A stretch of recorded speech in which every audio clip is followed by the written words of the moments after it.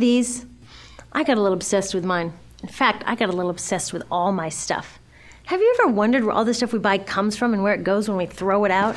I couldn't stop wondering about that, so I looked it up. And what the textbook said is that stuff moves through a system from extraction to production to distribution to consumption to disposal. All together, it's called the materials economy. Well, I looked into it a little bit more. In fact, I spent 10 years traveling the world, tracking where our stuff comes from and where it goes. And you know what I found out? That is not the whole story. There is a lot missing from this explanation. For one thing, this system looks like it's fine. No problem. But the truth is, it's a system in crisis. And the reason it's a system in crisis is it's a linear system and we live on a finite planet. And you cannot run a linear system on a finite planet indefinitely. Every step along the way, this system is interacting with the real world. In real life, it's not happening on a blank white page. It's interacting with societies, cultures, economies, the environment. And all along the way, it's bumping up against limits. Limits we don't see here because the diagram is incomplete. So let's go back through. Let's fill in some of the blanks and see what's missing. Well, one of the most important things that's missing is people. Yes, people. People live and work all along this system. And some people in this system matter a little more than others. Some have a little more say. Who are they? Well, let's start with the government. Now, my friends tell me I should use a tank to symbolize the government, and that's true in many countries and increasingly in our own. After all, more than 50% of our federal tax money is now going to the military. But I'm using a person to symbolize the government because I hold true to the vision and values the government should be of the people, by the people, for the people. It's the government's job to watch out for us, to take care of us. That's their job. Then along came the corporation. Now, the reason the corporation looks bigger than the government is that the corporation is bigger than the government. Of the 100 largest economies on Earth now, 51 are corporations. And as the corporation has grown in size and power, we've seen a little change in the government where they're a little more concerned in making sure everything's working out for those guys than for us. Okay, so let's see what else is missing from this picture. We'll start with extraction, which is a fancy word for natural resource exploitation, which is a fancy word for trashing the planet. What this looks like is we chop down the trees, we blow up mountains to get the metals inside, we use up all the water, and we wipe out the animals. So here we are running up against our first limit. We are running out of resources. We are using too much stuff. Now, I know this can be hard to hear, but it's the truth, so we've got to deal with it. In the past 3 decades alone, 1/3 of the planet's natural resource base has been consumed. Gone. We are cutting and mining and hauling and trashing the place so fast that we're undermining the planet's very ability for people to live here.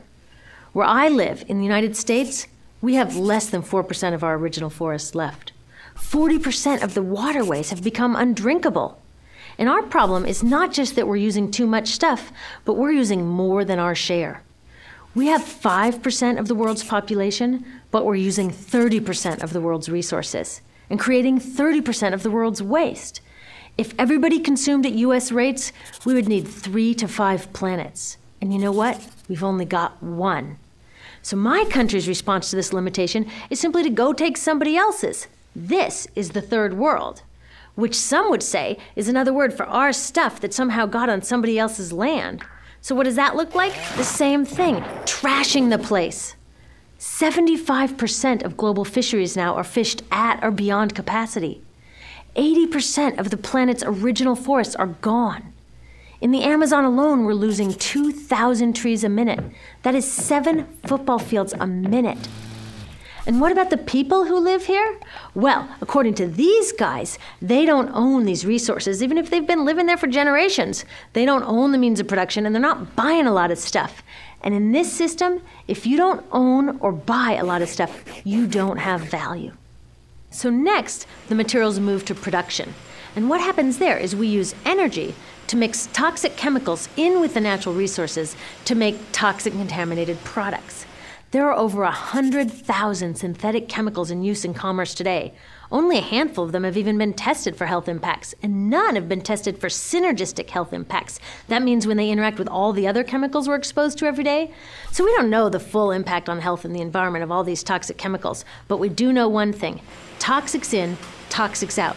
As long as we keep putting toxics into our industrial production systems, we're going to keep getting toxics in the stuff that we bring into our homes and workplaces and schools, and our bodies. Like BFRs, brominated flame retardants, they're a chemical that make things more fireproof, but they are super toxic. They're a neurotoxin. That means toxic to the brain. What are we even doing using a chemical like this? Yet we put it in our computers, our appliances, couches, mattresses, even some pillows. In fact, we take our pillows, we douse them in a neurotoxin, then we bring them home and put our heads on them for 8 hours a night to sleep. Now, I don't know, but it seems to me in this country with so much potential, we could think of a better way to stop our heads from catching on fire at night. Now, these toxics build up the food chain and concentrate in our bodies. Do you know what is the food at the top of the food chain with the highest level of many toxic contaminants? Human breast milk.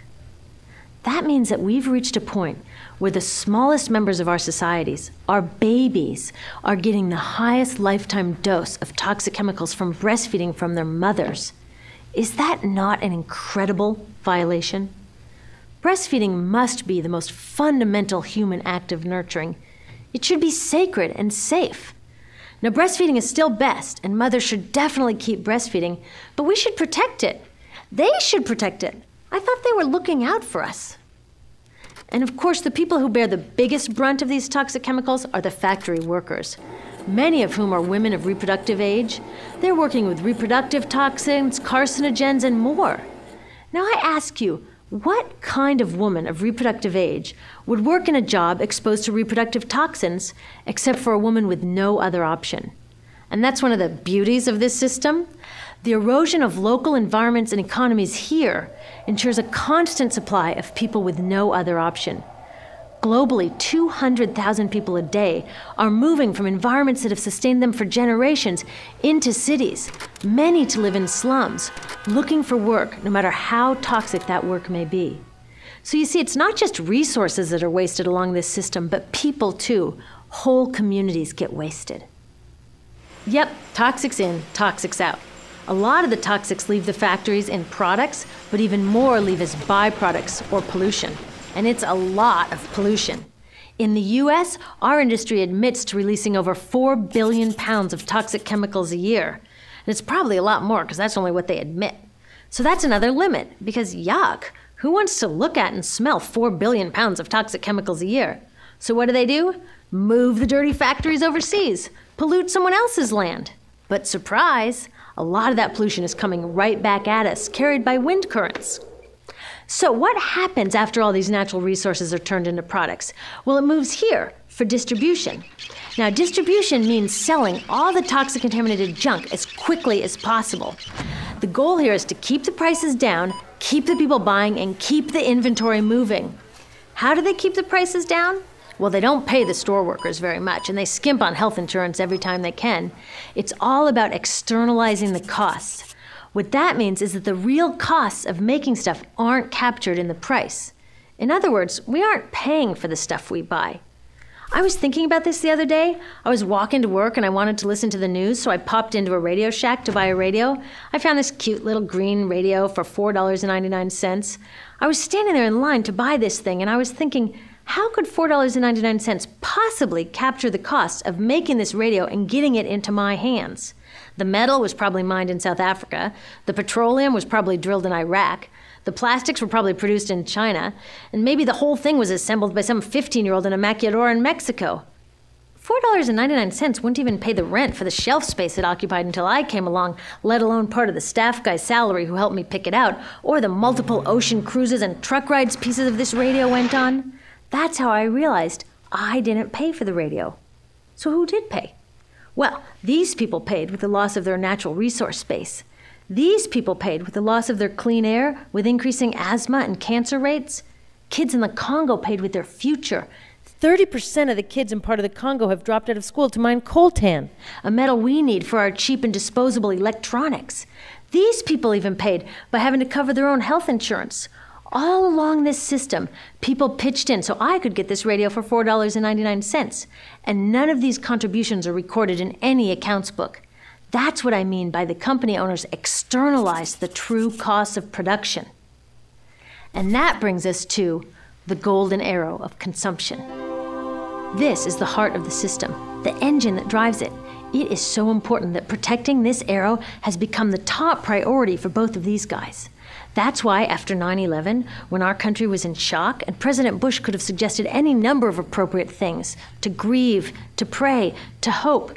No, he said to shop, to shop. We have become a nation of consumers. Our primary identity has become that of being consumers, not mothers, teachers, farmers, but consumers. The primary way that our value is measured and demonstrated is by how much we contribute to this arrow, how much we consume. And do we? We shop and shop and shop, keep the materials flowing, and flow they do. Guess what percentage of total materials flow through this system is still in product or use 6 months after their date of sale in North America? 50%? 20? No, 1%. 1. In other words, 99% of the stuff we harvest, mine, process, transport, 99% of the stuff we run through this system is trashed within 6 months. Now, how can we run a planet with that level of materials throughput? It wasn't always like this. The average US person now consumes twice as much as they did 50 years ago. Ask your grandma. In her day, stewardship and resourcefulness and thrift were valued. So how did this happen? Well, it didn't just happen. It was designed. Shortly after World War II, these guys were figuring out how to ramp up the economy. Retailing analyst Victor Lebow articulated the solution that's become the norm for the whole system. He said, our enormously productive economy demands that we make consumption our way of life, that we convert the buying and use of goods into rituals, that we seek our spiritual satisfaction, our ego satisfaction in consumption. We need things consumed, burned up, replaced, and discarded at an ever-accelerating rate. President Eisenhower's Council of Economic Advisors chairman said that the American economy's ultimate purpose is to produce more consumer goods. More consumer goods? Our ultimate purpose? Not provide health care or education or safe transportation or sustainability or justice? Consumer goods? How did they get us to jump on board this program so enthusiastically?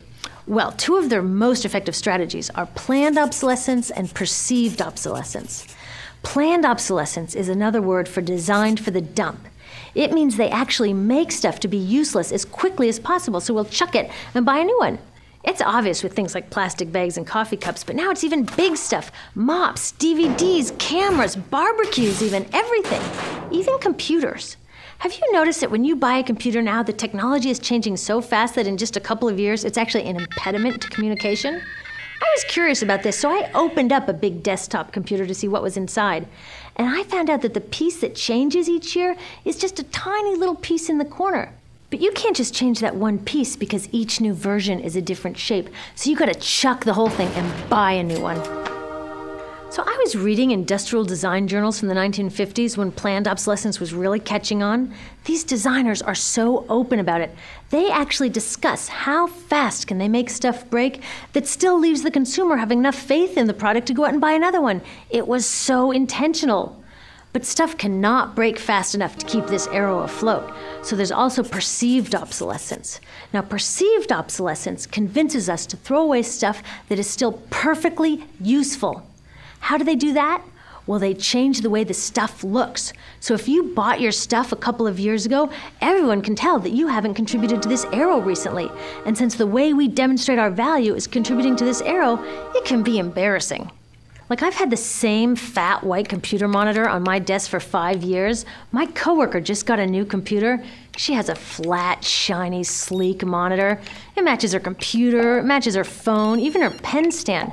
She looks like she's driving in Spaceship Central, and I look like I've got a washing machine on my desk. Fashion is another prime example of this. Have you ever wondered why women's shoe heels go from fat one year to skinny the next to fat to skinny? It's not because there's some debate about which heel structure is the most healthy for women's feet. It's because wearing fat heels in a skinny heel year shows everybody that you haven't contributed to that arrow as recently, so you're not as valuable as that person in skinny heels next to you, or more likely in some ad. It's to keep us buying new shoes. Advertisements and media in general plays a big role in this. Each of us in the US is targeted with over 3,000 advertisements a day. We see more advertisements in 1 year than people 50 years ago saw in a lifetime. And if you think about it, what's the point of an ad except to make us unhappy with what we have? So 3,000 times a day, we're told our hair is wrong, our skin is wrong, our clothes are wrong, our furniture is wrong, our car is wrong, we are wrong, but it can all be made right if we just go shopping. Media also helps by hiding all of this and all of this. So the only part of the materials economy we see is the shopping. The extraction, production, and disposal all happens outside of our field of vision. So in the US, we have more stuff than ever before, but polls show that our national happiness is actually declining.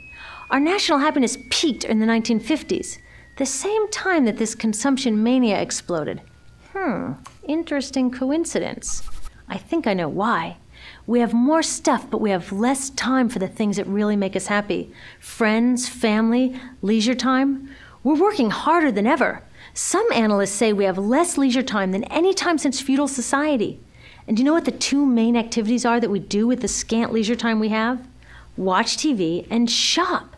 In the US, we spend 3 to 4 times as many hours shopping as our counterparts in Europe do. So we're in this ridiculous situation where we go to work, maybe 2 jobs even, and we come home and we're exhausted. So we plop down on our new couch and watch TV, and the commercials tell us you suck. So you got to go to the mall to buy something to feel better, and then you got to go to work more to pay for the stuff you just bought. So you come home and you're more tired, so you sit down and you watch more TV, and it tells you to go to the mall again, and we're on this crazy work, watch, spend treadmill, and we could just stop. So in the end, what happens to all the stuff we buy anyway? At this rate of consumption, it can't fit into our houses, even though the average house size has doubled in this country since the 1970s. It all goes out in the garbage. And that brings us to disposal. This is the part of the materials economy we all know the most because we have to haul the junk out to the curb ourselves. Each of us in the United States makes 4.5 pounds of garbage a day. That's twice what we each made 30 years ago. All of this garbage either gets dumped in a landfill, which is just a big hole in the ground, or if you're really unlucky, first it's burned in an incinerator and then dumped in the landfill. Either way, they both pollute the air, land, water, and don't forget, change the climate. Incineration is really bad. Remember those toxics back in the production stage? Well, burning the garbage releases the toxics up into the air. Even worse, it makes new super toxics, like dioxin. Dioxin is the most toxic man-made substance known to science, and incinerators are the #1 source of dioxin. That means that we could stop the #1 source of the most toxic man-made substance known just by stopping burning the trash. We could stop it today. Now, some companies don't want to deal with building landfills and incinerators here, so they just export the disposal too. What about recycling? Does recycling help? Yes, recycling helps. Recycling reduces the garbage at this end, and it reduces the pressure to mine and harvest new stuff at this end. Yes, yes, yes, we should all recycle, but recycling is not enough. Recycling will never be enough for a couple reasons. First, the waste coming out of our houses is just the tip of the iceberg. For every 1 garbage can of waste you put out on the curb, 70 garbage cans of waste were made upstream just to make the junk in that 1 garbage can you put out on the curb. So even if we could recycle 100% of the waste coming out of our households, it doesn't get to the core of the problems. Also, much of the garbage can't be recycled, either because it contains too many toxics or it's designed not to be recyclable in the first place. Like those juice packs, where they have layers of metal and paper and plastic all smushed together, you can never separate those for true recycling. So you see, it is a system in crisis. All along the way, we are bumping up against limits. From changing climate to declining happiness, it's just not working. But the good thing about such an all-pervasive problem is that there are so many points of intervention. There are people working here on saving forests and here on clean production, people working on labor rights and fair trade and conscious consuming and blocking landfills and incinerators, and very importantly, on taking back our government so that it really is by the people and for the people. All of this work is critically important, but things are really going to start moving when we see the connections, when we see the big picture. When people along the system get united, we can reclaim and transform this linear system into something new, a system that doesn't waste resources or people. Because what we really need to chuck is that old school throwaway mindset. There's a new school of thinking on this stuff, and it's based on sustainability and equity, green chemistry, zero waste, closed-loop production, renewable energy, local living economies. It's already happening. Now, some say it's unrealistic, idealistic that it can't happen, But I say the ones who are unrealistic are those that want to continue with the old path. That's dreaming. Remember, that old way didn't just happen. It's not like gravity that we've just got to live with. People created it, and we're people too. So let's create something new.